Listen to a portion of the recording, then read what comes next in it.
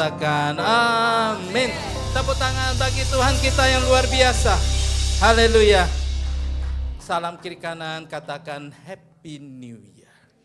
God bless you, God bless you. Haleluya, Happy New Year, Happy New Year, Happy New Year. 20 orang, salam 20 orang. Haleluya, haleluya, puji Tuhan. Yes, kau sudah boleh duduk kembali. Kami bersuka cita di tahun yang memasuki tahun yang baru. Di minggu pertama kita bisa beribadah kepada Tuhan. Saya bersuka cita ada kakak saya yang nomor 3 hadir bersama ibadah di tempat ini. Haleluya, kakak Xiao Ying ya. Ya, ini di rumah paling cantik lah dia ya. Karena yang hadir tidak, yang lain tidak hadir, jadi dia sendiri hadir. Kita pun kakak ini luar biasa, sangat sayang kami. Jadi saat kami kuliah, kakak ini ada di Jakarta. Jadi suka masak buat kami ya. Jadi paling disayang Pak Yunus lah, suka makan kan, makanannya enak ya. Kalau sudah ada panggilan itu, aduh itu berita surgawi ya. Datang ke rumah kakak ya, wow ya, kami happy sekali. Ya walaupun jauh, kami di Jakarta Pusat, kakak di Jakarta Barat, kami pergi juga. Walaupun ada banjir kami lewati, yang penting dapat makanan enak, kami datang ya. Oke, suatu saat anak-anak kuliah kan begitu ya, uangnya bisa habis.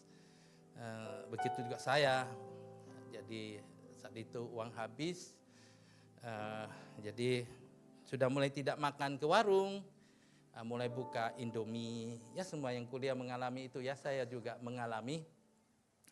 Hari pertama makan Indomie, kemudian hari kedua Indominya pun sudah habis, mulai buka roti kering.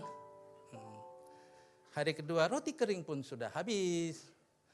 Hari ketiga minum air putih. Ya. Lalu calon pendeta, nggak boleh. Kakak kirim dong makanan atau telepon ke rumah. Nggak boleh, calon pendeta ya. Berdoa kepada Tuhan. Nah dulu kita diajarin berdoa itu harus spesifik, harus jelas, harus detail. Oh ya, hari ketiga begitu laparnya mulai berdoa, Tuhan lapar nih ya. Kirim makanan, harus spesifik, makanan kesukaan. Kirim ikan tenggiri kukus pakai cabai merah di atasnya. Itu makanan kesukaan saya. Tuhan kirim malaikat, karena tidak tahu siapa yang akan datang kan. Jadi itu Tuhan kirim malaikat untuk membawa makanan. Lapar nih anakmu. Ya, habis doa kita mendengar ada yang nginjak itu tangga kayu, karena kami tinggal di lantai 2. Tak, tak, tak. Wah, malaikat datang Bapak Ibu. Malaikat datang. Cuma malaikatnya agak gemuk hari itu. Ya, kakak hari itu gemuk ya, jadi malaikatnya agak gemuk. Itu kakak yang datang ya, membawa rantang. Xiaoti, itu rahasia itu nama saya. Xiaoti, kakak bawa makanan. Saya belum buka itu rantang, saya tahu isinya apa? Ikan tenggiri yang atasnya ada cabai merah. Hari itu kami pesta, haleluya, karena Tuhan mengirim seorang malaikat ya ke kos kami. Ya sekarang dia sudah lebih langsing loh. Saat itu dia agak susah terbang ya saat itu. Nah, hari ini dia naik kursi roda, tapi nggak lama ya akan jalan kembali. Amin. Yes, haleluya. Puji nama Tuhan. Khotbah nggak hari ini? Saya baru tahu tugas saya khotbah itu minggu lalu, karena saya sudah khotbah kan tanggal 25, hari ini khotbah lagi, ya nasib Bapak Ibu lah ya, dengar 2 kali, begitu berdekatan ya. Mungkin ada tamu-tamu kita yang datang dari luar kota, boleh angkat tangan. Yang dari luar kota yang lagi berlibur ya, puji Tuhan. Ya selamat datang ya, puji Tuhan. Ada lagi di tengah, di atas ada. Oh puji Tuhan, ada ibu ya, maminya ini Sri ya, oke maminya Deborah. Ya puji Tuhan, tamu-tamu dari luar kota. Percayalah kami adalah jemaat yang paling ramah di seluruh Batam ini. Ya lagi-lagi kalau tidak tahan terlalu ramanya kami ini, boleh minta tolong L aja yang low atau medium atau high gitu ya, boleh sesuai request ya. Kalau ramah tamanya keterlaluan ramah begitu ya, ya turunkan sedikit begitu ya. Karena ada orang tidak tahan kalau kita terlalu ramah ya. Oke, pintar-pintar ushernya ya. Oke, tema tahun ini luar biasa. Untuk bulan pertama adalah family is the grace of God. Itu sebabnya saya rasa saya khotbah karena ini tema yang bagus ya, tema yang baik sekali untuk jemaat. Mazmur 128 ayat 1 sampai 6. Keluarga adalah anugerah Allah. Mazmur 128 ayat 1 sampai 6. Kita baca ayat pertama. 1 2 3. Nyanyian ziarah, berbahagialah setiap orang yang takut akan Tuhan, yang hidup menurut jalan yang ditunjuknya. Haleluya. Kalau kita baca Alkitab kita atau di digital Bible ini, ada tema di atas perikop ini, yaitu berkat atas keluarga. Ya, mungkin yang punya Alkitab printed Bible itu ada tema di atasnya, berkat atas keluarganya. Jadi kalau kita mengikuti firman Tuhan ini, akan turun berkat atas keluarga kita. Maka ya kita pelajari satu persatu. Adik saya bilang, kamu lagi yang khotbah? Kalau tahu saya tidak datang.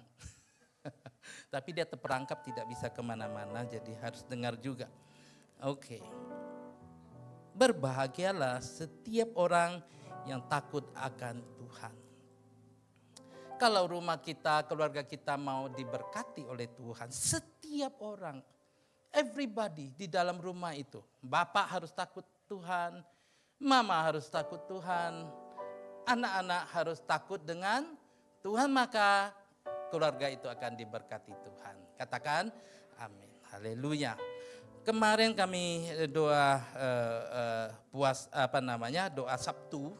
Maka yang sharing adalah Pak Daniel, kami sangat diberkati. Bapak Ibu datang ya Sabtu, kita berdoa dan kita mendengar firman Tuhan itu luar biasa dan kami sangat diberkati. Saya belajar sesuatu definisi dari Pak Daniel untuk orang yang takut dengan Tuhan itu bagus sekali.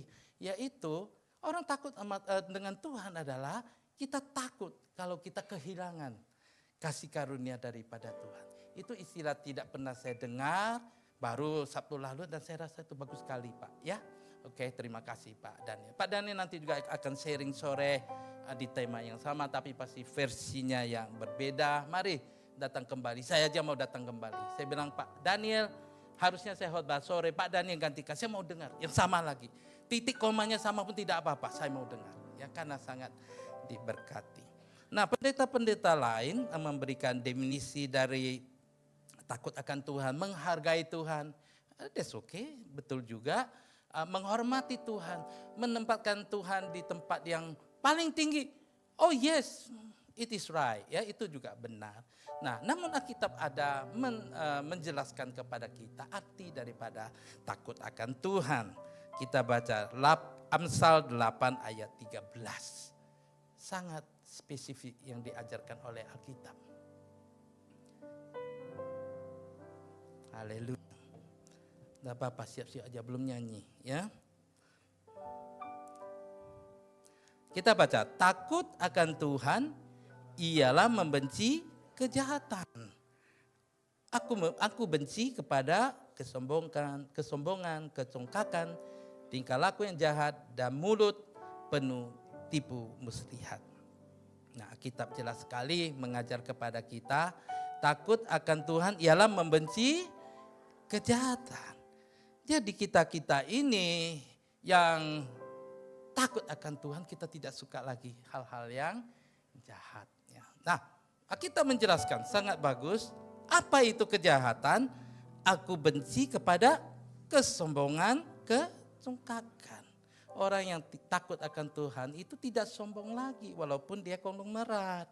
Dia tetap rendah hati, tidak congkak, tidak memandang orang lain rendah, meremehkan orang, tidak akan lagi orang yang takut akan Tuhan. Menghargai semua orang, menghormati semua orang. Itu orang yang takut akan Tuhan. Kemudian tingkah laku yang jahat. Tidak akan lagi melakukan yang jahat. Tidak akan lagi menjatuhkan orang. Tidak akan lagi mengfitnah orang, menggosip orang. Semua yang jahat kita tidak lakukan lagi. Itu bukan kita punya lifestyle lagi orang yang takut akan Tuhan. Dan mulut penuh tipu muslihat itu juga kejahatan yang harus kita buang dari kehidupan kita. Yang kita omong, kita bicarakan, keluar dari mulut kita itu adalah kata-kata yang bisa dipercaya orang. Amin. Maka keluargamu akan diberkati oleh Tuhan. Haleluya. Dan luar biasanya, takut akan Tuhan selalu diikuti dengan apa? Kalau tadi kita baca ayat 1, yang hidup menurut jalan yang ditunjukkannya. Orang yang takut akan Tuhan itu mencintai firman Tuhan. Tidak hanya mencintai tapi akan melakukan firman Tuhan. Kasih ini lagi bukti yang lainnya. Pengkhotbah 12:13. Pengkhotbah 12:13.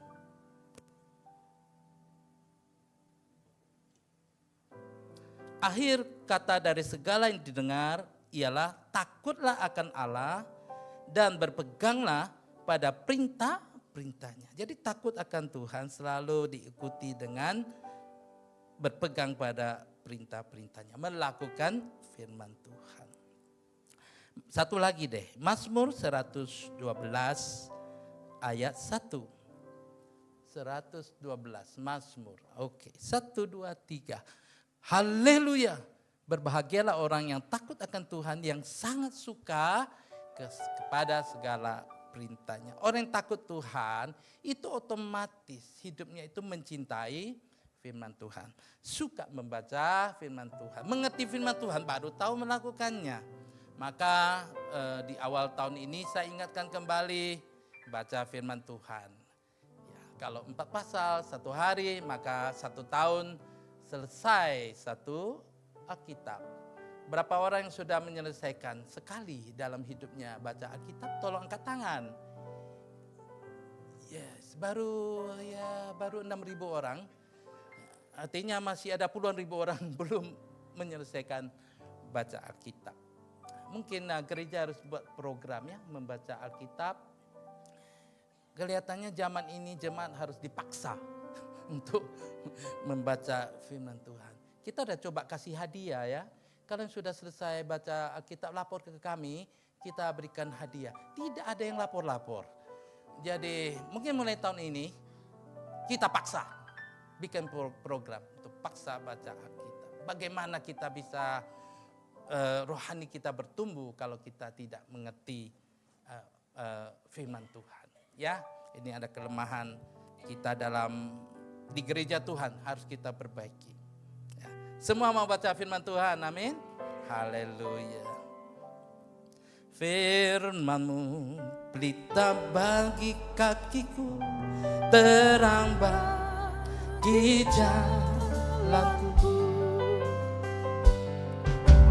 Firman-Mu terang bagi kakiku, terang bagi jalanku.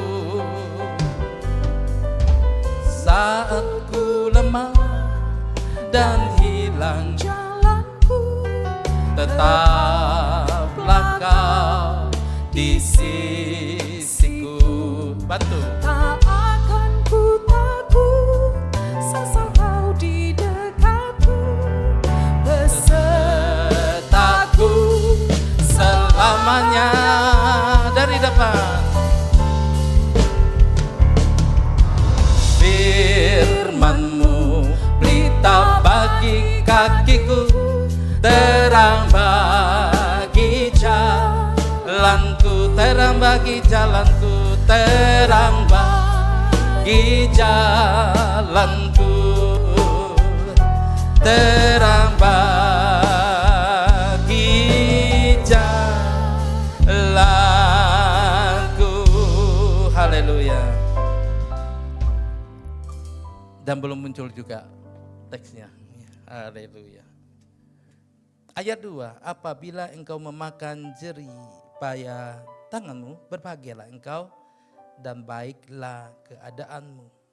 Terjemahannya yang lebih tepat, maka engkau akan memakan hasil jerih payahmu. For you will eat the labor of your hand. Kalau kita takut akan Tuhan, maka kita akan makan, akan menikmati apa yang kita lakukan, yang kita kerjakan, kita usahakan, kita akan menikmati pekerjaan itu, hasil itu. Bukan orang lain. Orang lain kita jadi berkat, yes, tapi kita duluan yang akan menikmati yang kita lakukan. Bukan tetangga, kita. Katakan kita, orang yang takut akan Tuhan. Lalu akan berbahagia. Berbahagia bahasa aslinya eser, bahagia dan diberkati. Kemudian engkau baiklah keadaanmu, baiklah keadaanmu. Bahasa aslinya top, memang top, keadaan yang terbaik, berkelimpahan, diberkati oleh Tuhan. Top itu arti bahasa asli daripada baiklah keadaan. Katakan top kalau engkau takut akan Tuhan. Tepuk tangan bagi Tuhan. Haleluya. Yang ketiga, ayat 3. Kita beri semangat kepada bagian media. Ya, tepuk tangan. Haleluya. Ya, biar dia semangat. Nanti saya ditegur Pak Gembala nih. Enggak. Saya janji enggak. Haleluya. Yang tegur koordinator ibadahnya. Enggak apa-apa, latihan ya. Nanti akan lebih baik lagi. 1, 2, 3. Istrimu akan menjadi seperti pohon anggur yang subur di dalam rumahmu. Anak-anakmu seperti tunas pohon zaitun di sekeliling mejamu. Oh, luar biasa ini. Berbahagialah kita hari ini mendengarkan firman Tuhan mengenai istri ya. Orang Chinese ada lagu ya, Bobo Cingkangko, itu ada lagunya. Yang ngerti pasti ketawa. Kalau tak punya istri itu susah. Ya betul Bapak Ibu ya. Pria kalau enggak punya istri susah. Itu sebabnya Kejadian 2 ayat 18. Coba buka. Kejadian 2 ayat 18. Yes, pria-pria baca dengan keras. Tidak baik kalau manusia itu seorang diri saja. Aku akan menjadikan penolong baginya yang sepadan dengan dia. Manusia itu dalam bahasa aslinya Adam, laki-laki. Jadi laki-laki, pria itu tidak bagus seorang diri. Kata Tuhan loh, bukan kata saya. Tuhan bilang aku akan menjadikan penolong baginya. Jadi pria di tempat ini harus punya istri. Amin. Oh haleluya. Pak Daniel bilang yes. Yes. Walaupun gak ditunjukkannya ya. Dalam hati. Yes. Dan memang itu Alkitabiah Pak. Tidak ada salahnya ya. Haleluya. Istri itu seperti pohon anggur yang subur di dalam rumahmu. Saya suka sekali istilah pohon anggur. Pohon anggur ini Alkitab selalu mengartikan adalah kebahagiaan. Jadi istri itu mendatangkan happiness bagi keluarga, bagi rumah. Ya. Apa? Happiness. Jadi tahulah tugas istri-istri ya. Menciptakan, menjaga, meng-create sukacita, gembira di dalam rumah, di dalam keluarga. Dan bahasa Inggris berkata, pohon anggur di samping rumah. Bahasa Indonesia di dalam rumah. Terjemahan lain dari bahasa aslinya di bagian paling dalam dari rumah. bisa di perbatasan rumah. Saya cari di image, itu pohon anggur ada di atap rumah. Jadi saya nggak tampilkan lagi karena membingungkan. Jadi sebenarnya pohon anggur tuh ada di mana? Di dalam rumah, di tepi rumah, ada di mana? Rupanya ada di mana-mana. Itu sebabnya istri itu disebut, disamakan dengan pohon anggur. Dalam Alkitab hanya ada 2 pribadi yang disamakan dengan pohon anggur. Ada satu bangsa bangsa Israel disamakan dengan pohon anggur. Kalau pribadi hanya ada 2. Yang pertama adalah Tuhan Yesus. Tuhan Yesus disamakan dengan pohon anggur. Ada di mana-mana Tuhan. Saat kita perlukan Tuhan Yesus ada di sana. Amin. Begitu juga istri. Istri disamakan dengan pohon anggur. Ada di mana-mana di dalam rumah. Kita perlukan dia ada. Amin. Suami memerlukan istri ada. Saya datang kunjungi Pak Sinuraya di rumah sakit. Beliau di dalam, ya. Istrinya ada di luar. Tinggal tunggu aba-aba apa yang diperlukan oleh suami. Berdoa di luar. Ya, pohon anggur itu istri Pak Sinuraya. Berbahagia Pak yang punya istri sebagai pohon anggur, ya. Ada di sana. Anak perlu, istri ada, mamanya ada. Anak sakit, mamanya ada. Nggak tahu bapaknya kemana, ya. Tapi kalau mama selalu ada. Suami lapar, istri ada di dapur. Masak, entar lagi udah siapkan di meja. Suami ingin minta pendapat, istri ada. Diskusi, istri ada. Istri ada di mana-mana. Mereka adalah pohon anggur. Tepuk tangan untuk istri-istri di tempat ini. Haleluya. Yang juga yang mengikuti, melihat YouTube ini, ya. Haleluya. Itu sebabnya suami harus mengasihi istri. Alkitab berkata, rumah, harta itu pemberian Tuhan. Harta, rumah itu warisan dari nenek moyang. Tetapi istri itu karunia dari Tuhan. Pemberian Tuhan.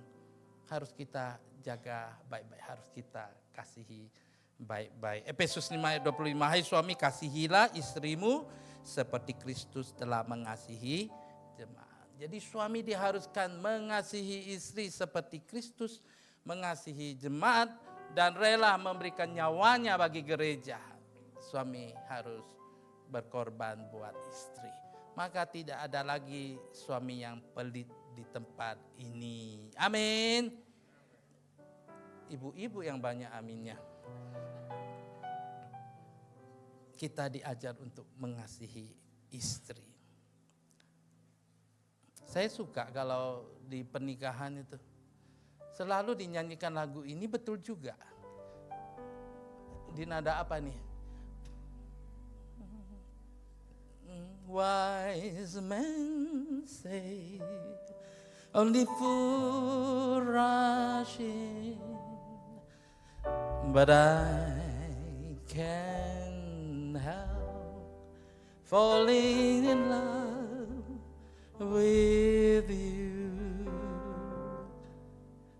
But I can't help falling in love with you. Lagu bagus sekali. Setiap pernikahan kan ada lagu ini, betul? Ya bagus itu. Saya rasa itu dari Tuhan, ya. Supaya mengingatkan yang menikah itu, pria itu harus selalu jatuh cinta lagi dengan istrinya. Baru menikah jatuh cinta, falling in love. Sudah menikah 5 tahun, falling in love. Masih tetap jatuh cinta.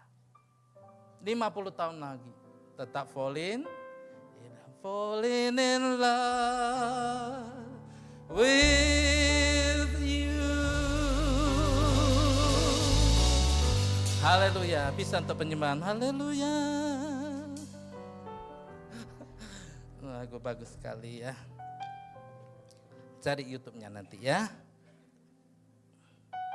Jangan pelit dengan istri, amin.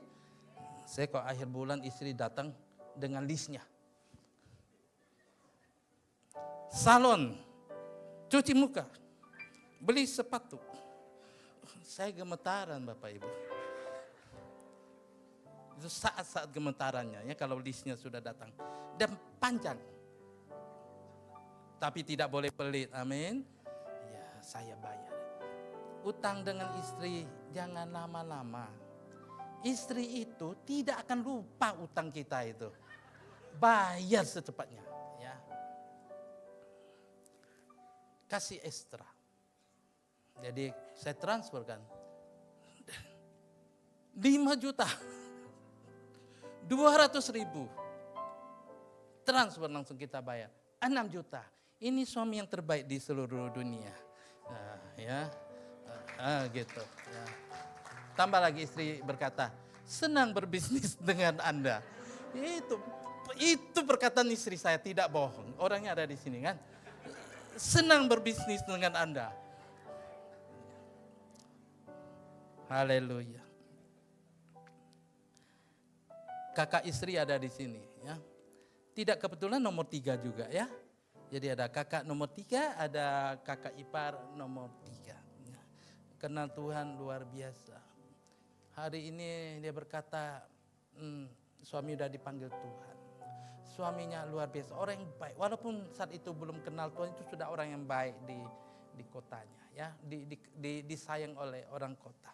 Lalu ke Singapura berobat, tinggal dengan seorang hamba Tuhan di satu rumah. Itu tidak kebetulan, Tuhan yang atur. Mendengar firman Tuhan, dia terima Tuhan, ya.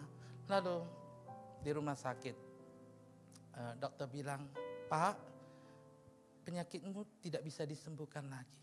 Iya Pak dokter, saya tidak takut lagi. Saya punya Tuhan Yesus, saya tidak takut lagi. Ya, itu luar biasa. Dan mereka satu keluarga terima Tuhan dibaptis ya. Pulang dari Singapura ke kampung, peti matinya, salibnya yang besar. Bawa pulang, gempar satu kota ya. Gempar satu kota, beliau kenal Tuhan dan menjadi kesaksian ya. Haleluya, Tuhan itu baik, Tuhan itu baik. Tadi kakak bilang, ya saya harus menyesuaikan diri. Ya sudah di rumah kadang sepi, ya karena sudah kenal Tuhan, beliau ya bisa menyesuaikan diri. Mulai cari kegiatan, melayani Tuhan, mengunjungi orang, ibadah yang rajin ya. Nah hari ini datang beribadah kepada Tuhan juga, walaupun datang berkunjung ke Batam ya, cari Tuhan, dia menyesuaikan diri. Lalu saya berkata, Kak, kita harus berjalan ke depan. Ya itu kenangan indah yang tentu akan kita kenang terus ya, tapi kita harus jalan ke depan. Saya nyanyi satu lagu. Lagu sekolah minggu harus turun ini, mungkin di D.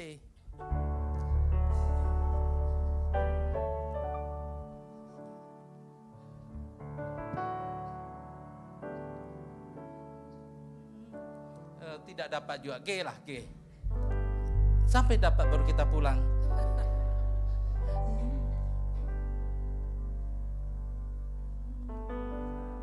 Tidak usah pakai musik. Habis nggak dapat kuncinya. Jadi sekolah minggu menyanyikan lagu ini. 向前走呀，努力向前走，一起不回头。向前走呀，努力向前走，主就在前头。Yang bahasa Mandarin pasti ngerti. 向前走呀，jalan ke depan. 努力向前走， giat jalan ke depan. 一起不回头， maju ke depan, enggak mandang belakang lagi. 向前走呀。努力向前走， jalan ke depan, giat jalan ke depan. 主就在前头. Tuhan Yesus ada di depan, jalan ke depan. Amin. Haleluya, tepuk tangan untuk Tuhan. Haleluya. Anak-anak kita seperti tunas pohon zaitun. Pohon zaitun ini luar biasa Bapak Ibu. Seluruh batang pohon ini seluruhnya itu berguna. Daunnya bisa jadi obat. Sederet, saya nggak hafal. Obat diabetes, obat darah tinggi, obat dan lain-lain, banyak ya. Obat. Buahnya makanan yang enak. Kalau saya ke hotel, saya cari buah zaitun. Banyak orang tidak suka, tapi saya paling suka. Ada yang hitam, ada yang hijau itu. Ya asam-asam dikit, tapi awal-awal kaget makannya, ini makanan apa ini? Tapi makin lama kita makin suka, ya. Dan itu sehat. Buahnya diperas, minyaknya berguna. Untuk minyak goreng bisa, penyedap makanan bisa. Ini anggur-anggur karena suaminya jago masak, ya dia tahu itu, ya. Dia yang jago masak atau suaminya, oke. Right. Buahnya juga berguna. Pohonnya berguna, bisa buat perabot rumah tangga. Jadi seluruh pohon itu berguna. Anak-anak kita akan jadi orang-orang yang berguna. Amin. Itu janji Tuhan. Kalau kita takut Tuhan, istri takut Tuhan, anak-anak takut Tuhan, mereka akan jadi orang-orang yang berguna. Pohon zaitun bisa hidup sampai 2000 tahun. Masih bisa berbuah. Jadi anak kita itu sepanjang umur hidupnya. Dia panjang umur dan tetap berbuah. Tetap menjadi orang yang berhasil. Ketika daya tahannya luar biasa pohon zaitun. Boleh kebakaran, pohonnya mati. Asal masih ada akar, tunasnya akan tumbuh, akan jadi pohon lagi. Boleh ditebang, tapi nanti tumbuh lagi. Pohon zaitun bisa hidup di batu, di tanah-tanah berbatu, di mana saja bisa hidup. Anak-anak kita mempunyai daya tahan yang tinggi. Mampu menghadapi dunia, mampu menghadapi tantangan apapun di dalam dunia ini. Itu janji dari Tuhan. Tepuk tangan yang meriah bagi Tuhan. Haleluya. Ayat 4. Sesungguhnya demikianlah akan diberkati orang laki-laki yang takut akan Tuhan. Diingatkan kembali. Seorang laki-laki kalau takut akan Tuhan, maka berkat yang tadi itu akan diterima laki-laki tersebut. I feel kenapa laki-laki? Karena nih laki-laki faktor utama membuat keluarga itu bahagia. Biasa masalah itu ada di pria. Ya statistik yang lebih banyak pria jauh dari rumah daripada istri jauh daripada rumah. Ini masalah utamanya nih di pria. Jadi pria-pria harus takut akan Tuhan. Amin. Maka keluargamu akan diberkati oleh Tuhan. Ayat 5. Kiranya Tuhan memberkati engkau dari Sion. Sion itu tempat tinggalnya Tuhan. Maka dari tempat tinggalnya Tuhan, Tuhan akan memberkati kita. Supaya engkau melihat kebahagiaan Yerusalem seumur hidupmu. Yang nulis ini kan tinggalnya di Yerusalem. Daud tinggal di Yerusalem, maka Daud berkata, kita akan melihat kebahagiaan Yerusalem. Kota di tempat kita tinggal. Kita akan melihat kebahagiaan kota Batam. Amin. Dan menikmati kebahagiaan itu. Lanjut. Ayat 6. Dan melihat anak-anak dari anak-anakmu. Melihat anak-anak dari anak-anakmu. Kita akan panjang umur. Amin. Yes, akan panjang umur. Semua suka panjang umur ya. Nah, takut akan Tuhan. Dan melihat anak-anak cucu kita. Bahasa aslinya melihat itu mempunyai arti lain. Tidak hanya melihat, tetapi mampu memenuhi kebutuhan. Saat anak kita datang kepada kita perlu nasihat, kita bisa memberikan nasihat. Cucu kita datang kepada kita butuh pendapat, kita mampu berikan pendapat. Mereka susah lagi sedih datang kepada kita, kita bisa menghadirkan sukacita dalam kehidupan kita. Bahkan soal keuangan juga kita mampu untuk membantu anak cucu kita. Itu janji dari firman Tuhan. Tidak menjadi beban. Tidak menjadi beban. Tapi menjadi berkat bagi anak cucu kita. Terakhir.